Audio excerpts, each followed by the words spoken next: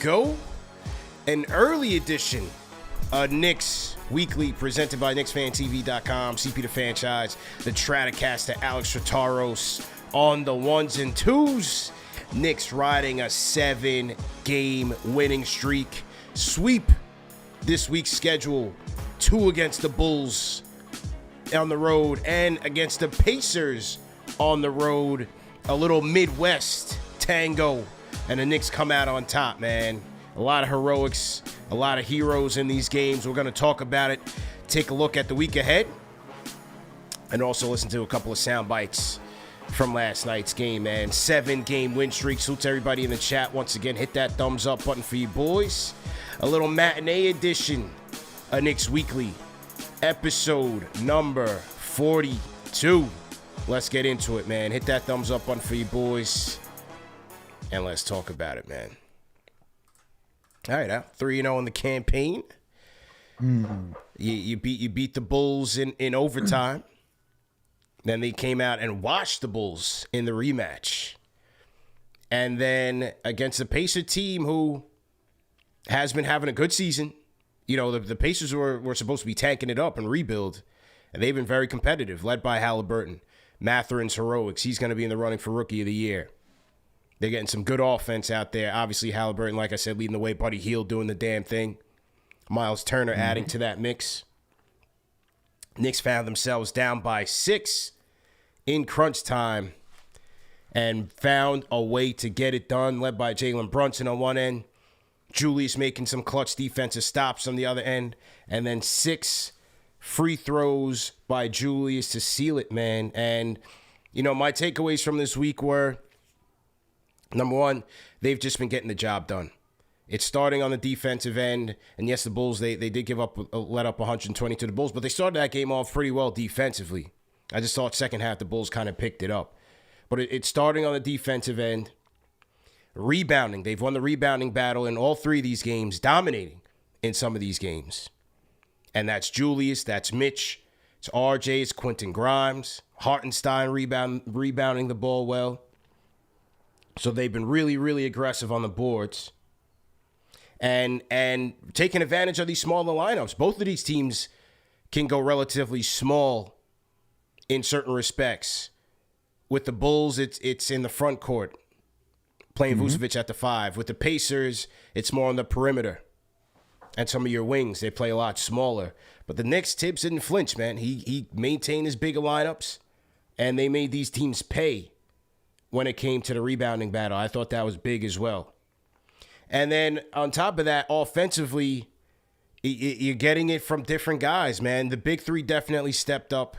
Last week it was Julius shouldering the load. Brunson comes into Chicago, destroys him. Then puts on another brilliant performance against the Pacers. It was Julius also in the first game against the Bulls. Second game against the Bulls, it's Brunson, it's RJ, it's Quentin Grimes with 22 points of 5 and 9 from downtown. So, and then last night against the Pacers, you know, when they weren't shooting the 3 ball well as they were in the 2 games against the Bulls, turning the ball over, still found a way to win. Again, a lot of that was on Brunson's heroics, RJ as well, and Julius later in the game. But they're just finding a way to get it done in a variety of ways, which has been pretty impressive in my opinion. Yeah, man. They've been doing a great job this for a while now. Oh, whoa. Losing my voice for a second. Good. Wow. That's it. It's the excitement, man. It's the excitement.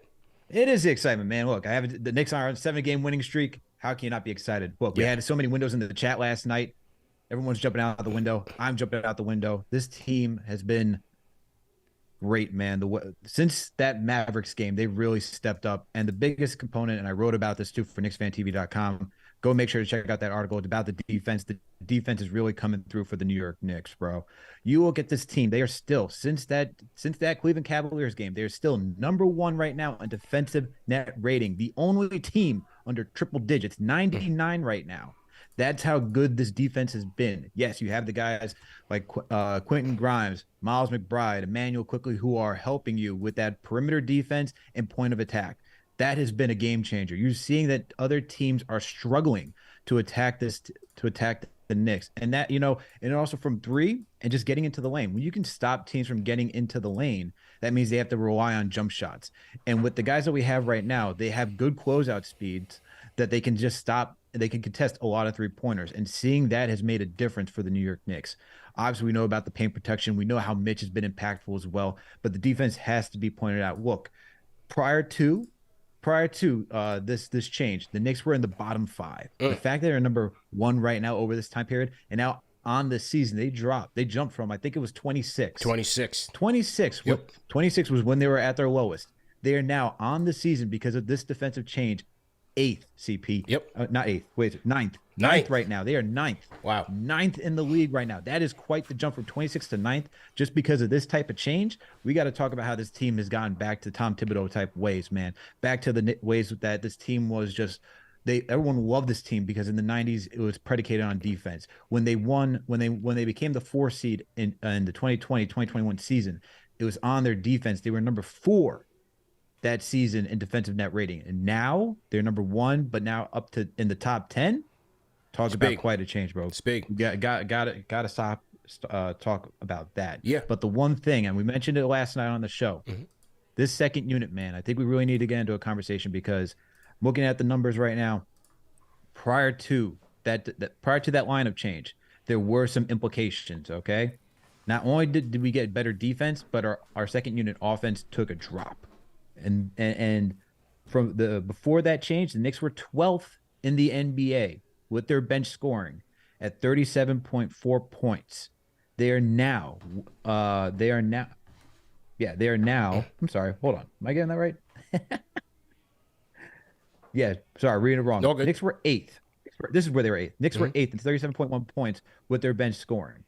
Now they are 29th, 23.1 points off the bench. Drastic drop. So that is something that the Knicks need to figure out. How are they going to get some scoring? Because as of right now, we see Randall and RJ have to be with those second units to provide some sort of offensive punch. We know we're also missing Obi, who helps get easy transition buckets. And he's been a decent 3-point shooter. We need more scoring off the bench. That is something we need to figure out because it's going to be tough for this team just to play defense. Name of the game is to get the ball through the hoop. Yeah. So you got to figure out how you're going to do that. Yeah, they are going to have to figure that out as they progress and play better teams.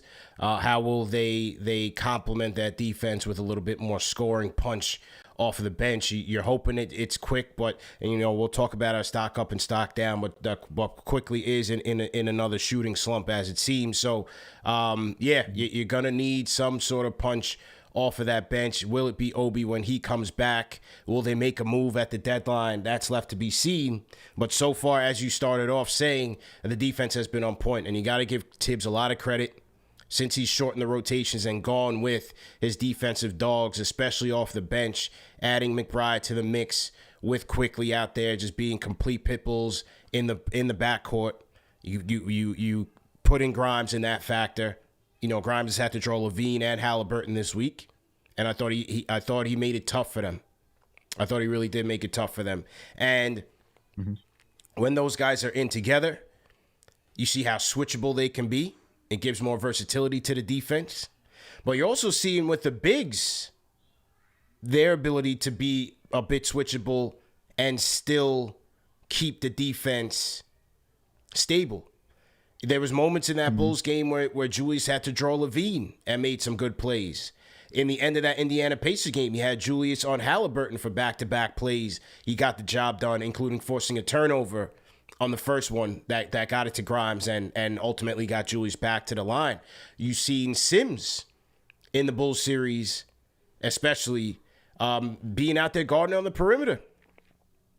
And so Mitch as well. So even as they're going big, they seem to still be able to maintain their presence defensively and not get beat on the mismatches. And I think that's been pretty big as well. So give credit to the players, give credit to Tibbs on just adjusting and playing solid defense, man. The stats don't lie. The eye tests don't lie. They are playing solid basketball right now. And speaking of Tibbs, let's hear from Tibbs. This was last night's game after the Pacer game, courtesy of MSG. And Tibbs speaking on the streak and what it all means right now.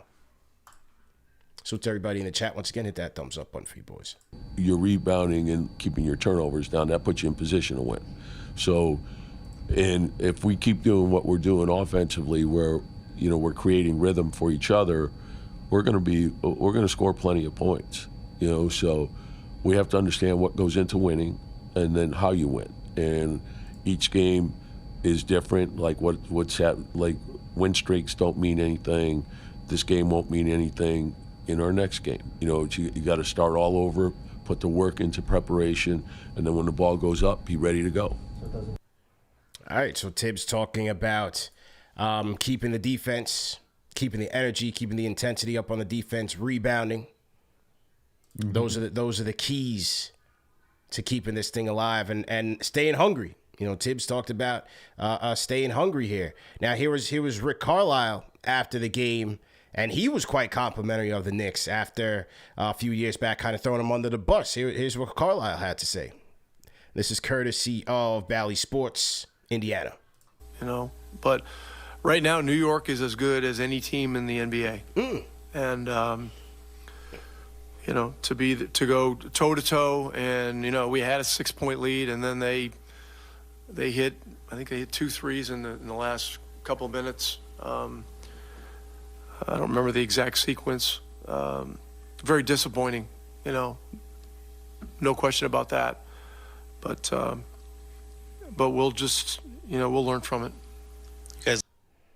As good as any team in the NBA, Al. That's what I like to hear. That's what I like to hear. That's what I like to hear. But look, the way they're playing defense. And then on top of the fact that their big three, whether you want to call mid-three, big three, led by Brunson, led by Randall, RJ's picking it up right now. As long as their defense and their rebounding stays consistent, they can be in a lot of games. They're never totally out of it at this point. Never out of it, man. Look, and this defense has really, like we talk about taking a 180, but you just see that presence that we've had over the stretch, and it's just suffocating. And when you have suffocating defense and you just start to muck everything up, that's the term that was used in when back in 2020, 2021. Teams are gonna struggle. They don't like play. A lot of players don't like to play defense nowadays. You know, when they see someone who's playing defense and making it tough, you're not going to be able to stop every player like this. And I think we have to. I think we have to account for that. And while the defense has been great, we got to see it against, we got to get that rematch against the Bucks, see what it looks like then against the Celtics. Let's see when the Cavs are fully healthy too. Let's get it. Let's get the Nets as well, right? Let's see where how the defense mucks everything up, and how the Knicks are able to compete with those guys. But as of right now, where the Knicks stand with this type of defense, I think we can actually legitimately have that conversation whether they're in the top, a 5 or 6 seed team in the NBA right now, the way that they're playing. Because if they are able to keep this type of defense, and if they are also able to gel offensively like they have been, then we got something real cooking. Yeah. And then the next conversation is, will this front office make a move before the deadline, like how they did for Derrick Rose, right? To make around the edges type modifications to get some more impact coming off the bench. That's the next question. Big time, and they're gonna get tested this week. Even with no Steph Curry, Golden State is still gonna be dangerous. They're coming off a big win over the Raptors in Toronto. They're gonna be coming in here looking to win. Clay's back. They got Draymond back. Those are still the champs, regardless. And so Knicks are gonna be tested. And then you finish off the week against Philadelphia, who's back at full strength. Harden is back. They got Embiid, a tough defense at home. Christmas Day marquee matchup. Let's see how that defense fares. But let's look at this week's player of the week, Al. And our Twitter voters have voted unanimously. It is the point guard, number 11, Jalen Brunson. 25 points per game this week, 4 assists, damn near 5, 50% shooting from 3, and a red-hot 60% shoot. I said 50% from the field, and a red-hot 3-point shooting at 60%. The floor general, Al. The absolute floor general. We didn't even know if he was going to make the trip to Chicago after a tough foot injury against the Kings. comes in. Man was in a boot, CP. In a He boot. was in a boot for the holiday party. At the holiday party, man. And he was incredible. He was incredible. 11 points in the overtime. Again, in the first game against the Bulls. Second game, he shoots 6 and 9 from downtown. 30-point game. And then again in the Pacers, as I said, so many moments where he broke the Pacers' momentum in the third quarter, in the fourth quarter, in crunch time. Captain Clutch, man. That's his new nickname for me right now. It is Captain Clutch. He's been that good. Phenomenal, man.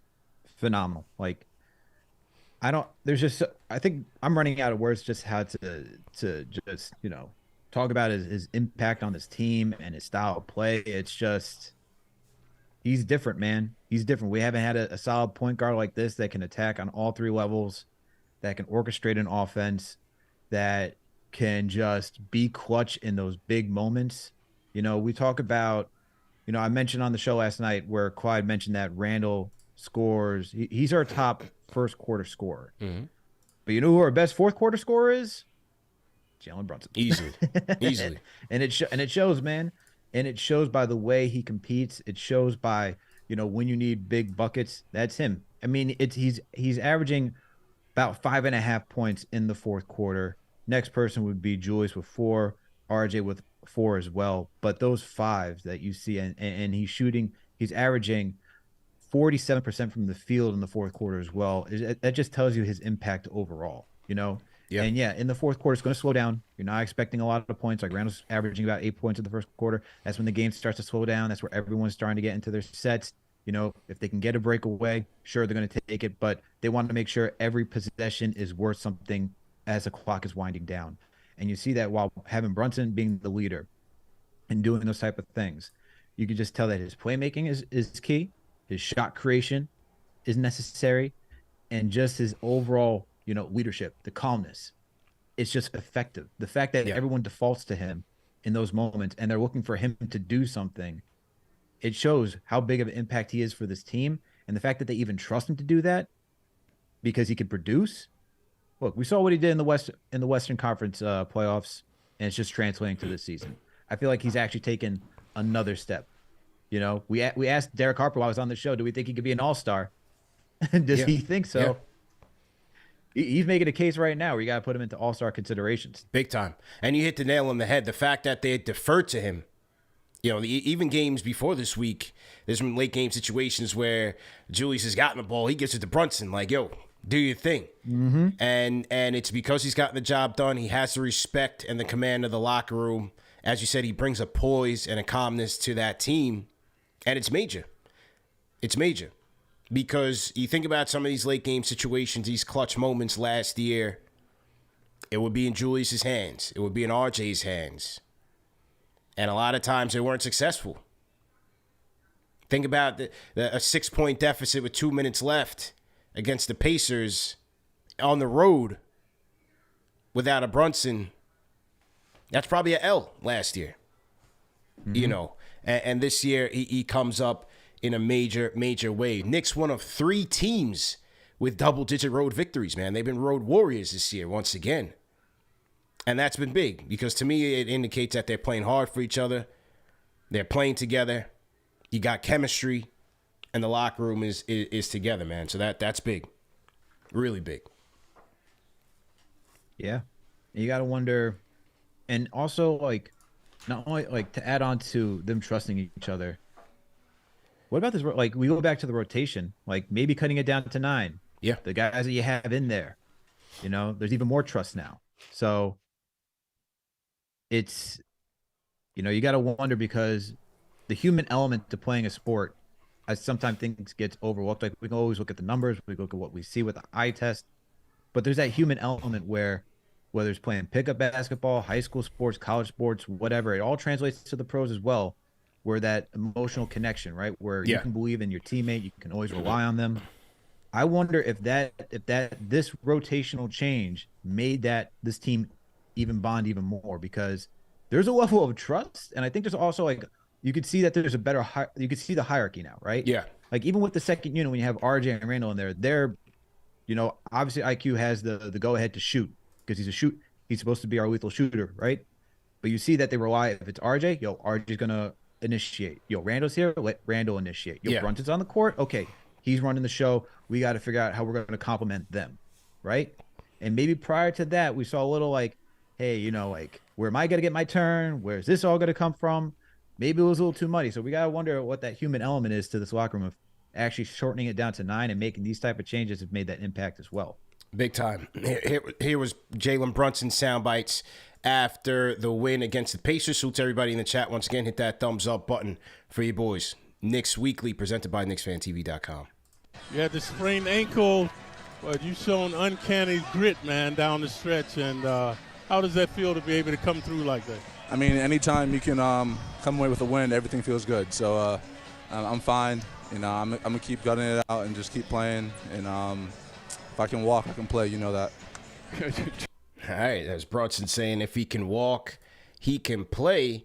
And this was his comments after the game in the locker room in regards to the Knicks win streak. Here's Jalen Brunson after the game. But we know that we still got a lot of work to do. Good teams coming in these next couple of days, and then we just got to stay focused. We can't relax. We can't have bad days. We got to stay focused. Does that mean something to you guys that you guys you have a game like on Friday night where everything seems to be working? Today, Tom said the rhythm wasn't there. You guys are down 6. It's the last game road trip to still pull it out. Does that say something about where you guys are at now? Yeah, growing and not being complacent and not being satisfied. We're just continuing to get better every single day. What do you think is working well for RJ right now? All right, so that was JB on the squad. He says not being complacent and just taking it one day by day, man. Trying to build chemistry and trying to grow together. And that's what we're seeing right now, Al. And let's move it to Stock Watch, man. Stock Watch, who's up and who's down. Brunson and Randall have been largely up most of this year. But I think from a Stock Watch standpoint, I think RJ is on an uptick, man. Last 10 games, RJ is averaging 21 points per game. His free throws are up. He's shooting 37% from downtown, 76% from the charity stripe on damn near 7 attempts, and shooting 44% from the field, man. I think RJ's on an uptick, man. Had some good games in Chicago, some brilliant moments, especially in the second game of that Chicago game. The first one he fouled out a little bit, but he still put up some points there. And then 27 points, or was it 24 points last night against the Pacers. I think RJ's been on the money, man. Absolutely. He's been doing it with a lot of minutes as well. And it was 24 points last night.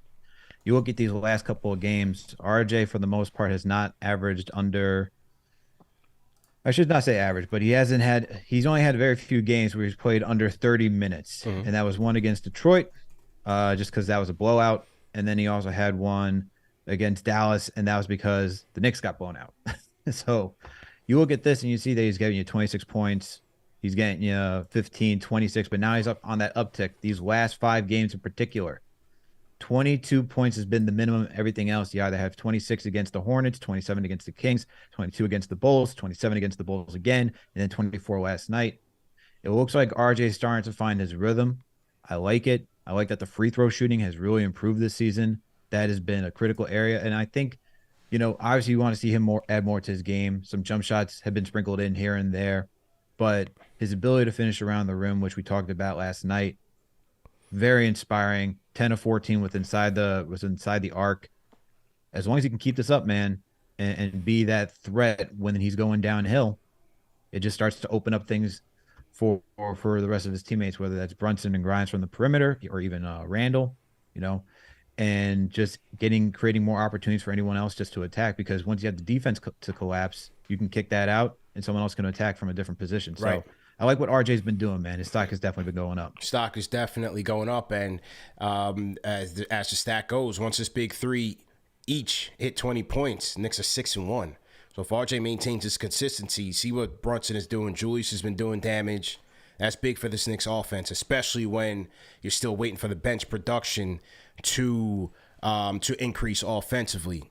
Now, another guy whose stock is up, I got to go to Mitch, man. And here was Tibbs on Mitch's contributions in last night's win against the Pacers.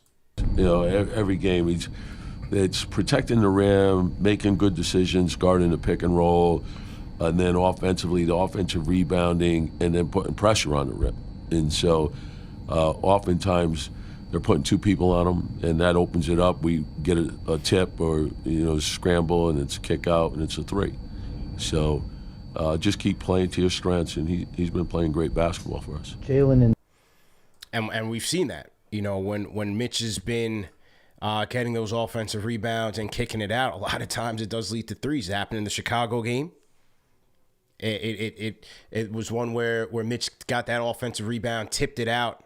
Ultimately, Julius got it and drove and kicked it out to Grimes. Grimes got the three. But he's been such a beast on the boards, man. Been an absolute beast on the boards. Last 10 games, Mitchell Robinson, 6-13 against 10-13 against the Pacers. 6-9 against the Bulls, 8-10 against the Bulls, 12-9 against the Kings, 6-13 against the Hornets, 8-10 against Capella and the Hawks, 5-11 against the Cavaliers, and then he had that 15-20 against Brook Lopez and the Bucks. Loch Ness Monster stock is on the uptick. He's been playing a lot disciplined, a disciplined game on the defensive end. Been a rim protector, shot alterer, intimidator, offensive rebound, ferocious on the offensive boards. Been putting it back. Been okay from the free throw line, 2 of 4 last night, 2 of 2 against the Bulls, 2 of 2 against the Kings. Loch Ness Monster's on the rise. Absolutely, bro. Like when you watch Mitch, it is just, he's just taking it to another level this season. I think the one that you pointed out, which has really been impactful, is his discipline. Over the last 10 games, Mitch is averaging 2.3 personal fouls. We know that Mitch is someone that used to hack and whack when he was a rookie and even in the sophomore season. Yeah. Right. And the fact that he's waiting, he's not biting on pump fakes, he's not running out to 3-pointers and trying to contest every single shot. He's now playing within his game, waiting for his assignment to come towards him, and he's jumping up vertically, right? He's not leaning over, he's not hunching over. He's standing tall, which has just been a big game changer. And over the last 10 games, he's been averaging 11.4 rebounds, leading the team with 11.4 rebounds. We know how he is on the offensive glass. No one on this team is close to him. He's a top 3 in the NBA right now when it comes to the offensive glass. He's number 3 to be precise. 5.6 offensive rebounds. We're talking about second chance points over here. Okay. And then we're adding on to the field goal. It's around 70%. It's close to 70%. We've seen Mitch go higher than that, especially in that one season where he broke Wilt Chamberlain's record. But what he's doing right now is so impactful. And the things that he does aren't going to show up in a stat sheet. Every time he alters a shot because someone enters the paint, that's not going to be on the stat sheet, but you watch and you're like, oh, this is where you need Mitchell Robinson. When there's been so many times we watch Isaiah Hartenstein, and this is not to knock Isaiah Hartenstein, but this is to show how impactful Mitch is. Hartenstein comes in the game, he gives up points in the paints pretty easily compared to Mitch at this point. And when you watch Mitch in there, guys got to battle. Yeah. It's not easy. Sure, he had a tough game against Giannis the first time, but you see that he bounced back and he played a better game the second time he played the Bucks. Yeah. And so you're seeing that he's learning, he's figuring things out, and that's where you just start to see that he's taken his role even seriously, right?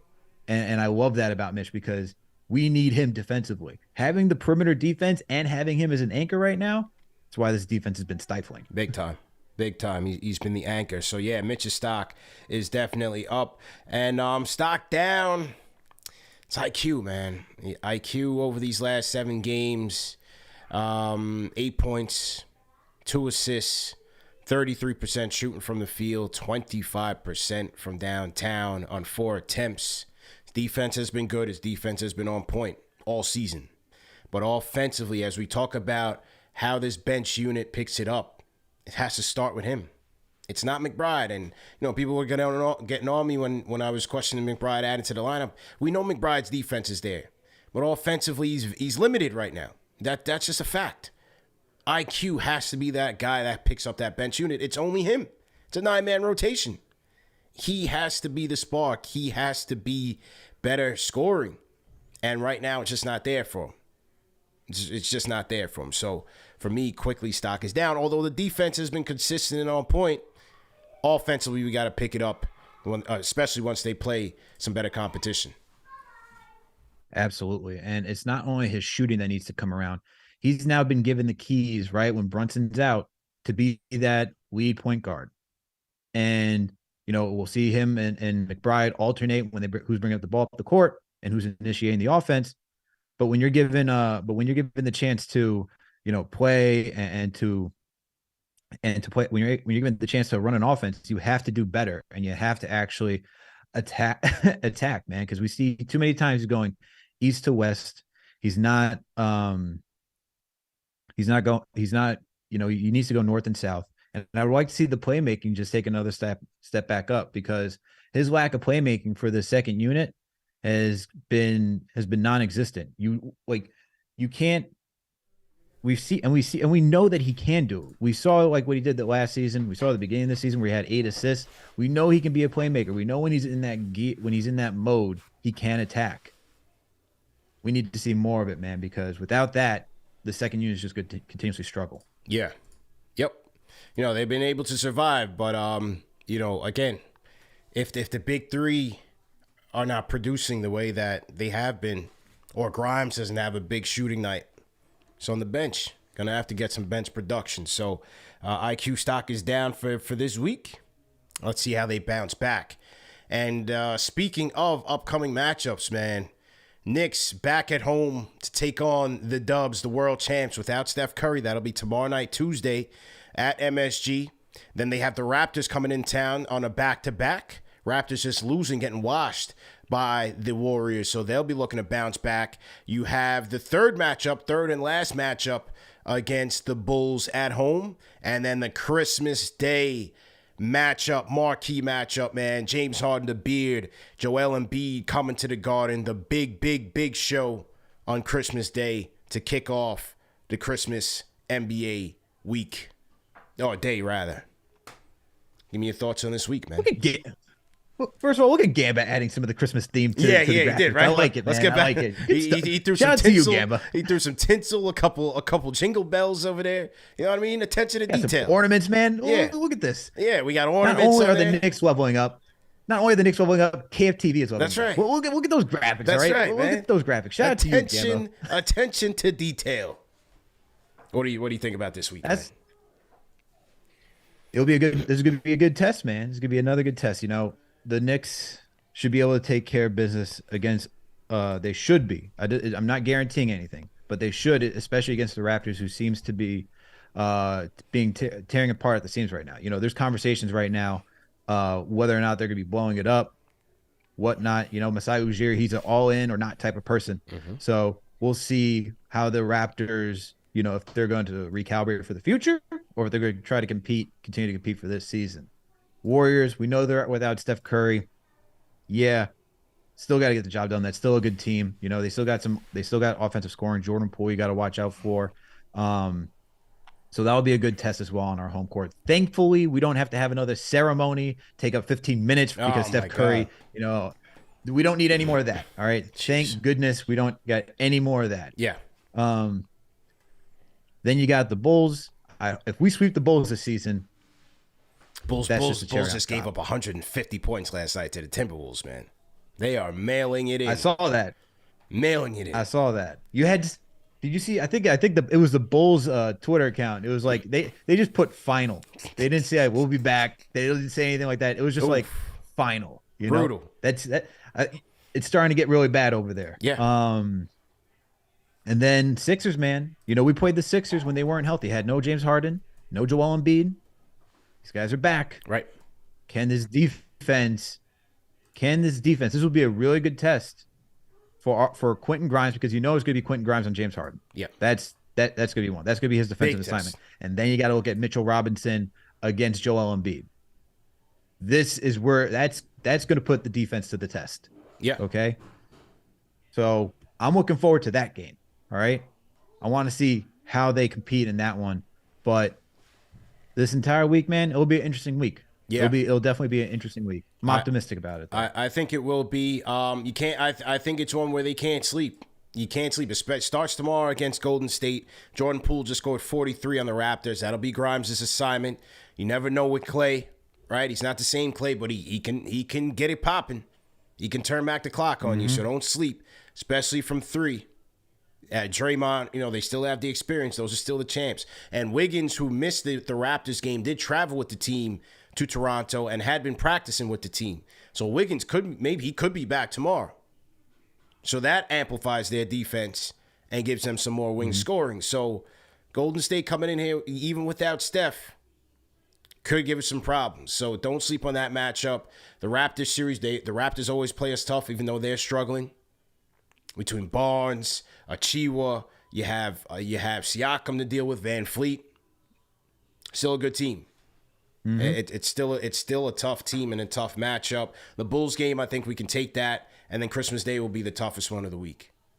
Christmas Day will be the toughest one of the week.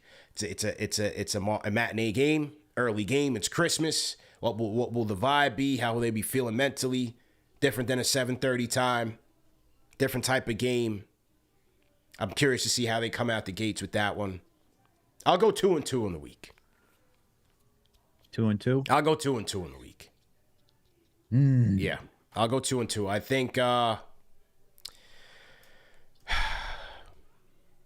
think they get Golden State. The Raptors won on the second night of a back-to-back. I think they let go of it a little bit. Lose a tight one. Chicago they get. And I think they lose on the Christmas Day one. 2-2. Okay. What's your predictions in the chat? Everybody in the chat, what's your predictions on the week? What do you think, bro? I'm going to go a little bit more optimistic. I'm going to go 3-1 this week. Okay. I'm going 3-1. I'm going to say we get the back-to-back. We're going to defeat the Warriors. We'll defeat the Raptors. Because we've seen this team. This team has shocked us, man. They went on the West Coast trip and won a back-to-back between Utah and Denver. That is true. Sure, Denver didn't have a Jokic, the Joker, but who had a crazy game last night, like 40-20. Still crazy. But go ahead. But still, they pulled it out, man. And even there's been times where this team has won the second of a back-to-back. Like even when they played the Suns and the Thunder that weekend, at the end of the West Coast trip, they lost to the Suns, but they beat the Thunder. And it's like, I can't knock this team for when it comes to back-to-backs now. So, usually in the past you could say, oh man, Knicks back-to-back. Hopefully they win the first one. But I'm confident they're going to take the Warriors. They're going to take the Raptors, the Chicago Bulls. The Sixers game is a little tough, man. Yeah, it's a tough one. I'm hoping they win, but that one's a little tough for me just because Joel Embiid's a different beast, man. Yeah. That's a different beast. And if Harden's cooking, they also got Maxey. It'll be interesting. But what I will say, even though I still think it's going 3-1 on the week, 3 of these matchups we have done before for game of the week. So if you all need to just get yourself prepared, there's a Warriors one, there's a Sixers one, and there's a Chicago Bulls one. They're all still relevant. Huh? No, I was saying catch up on it. Telling the people catch up on it. Yeah. Yep. And there'll be a game of the week preview this week too. So make sure to tune into that. Absolutely, man. Well, great workout, great show. Our rapid fire episode of Knicks Weekly presented by KnicksFanTV.com. As Alex said, stay tuned. We are recording our next Game of the Week preview. So make sure you guys tap into that when it comes out. And go back to the post games, man. We did it. We had an excellent show last night. Knicks versus Pacers post game. Knicks versus Bulls. 3-0 last week. Great week for the Knicks, man. 7-game winning streak. 10-6 on the road. One of 3 teams with double-digit wins on the road. That's impressive. Very nice so far. They've moved up to number 14 in the Athletics Power Rankings, if you guys care about that. And there it is, man. Remember that the show is available in audio podcast format, so no need to miss it. If you miss it on video, check it out on Spotify, Apple Podcasts, all your favorite podcast platforms. We are there. Just search for KnicksFanTV. And if you guys are on Apple, go ahead and leave us a review. It would definitely go a long way. Let me salute the super chat that did come in. Shout out to everybody checking in on the midday show. Shout out to Perry G. He says Quick needs to step up and score off the bench. Only 14 points off the bench. Grime needs to get more shots, run some more off-ball screens for him. Salute, guys. Yeah, I'm on board with that. Definitely agree with that one, man. So, Al, good show. Good show, TM, everybody in the chat. That's from rocking with us today. Have a good week, a good holiday week. And we will see you guys tomorrow night, man. Post-game live, Knicks versus the world champs, man. Will they go for 8 in a row? Let's get it going, man. Let's get it going. I think so. We out of here.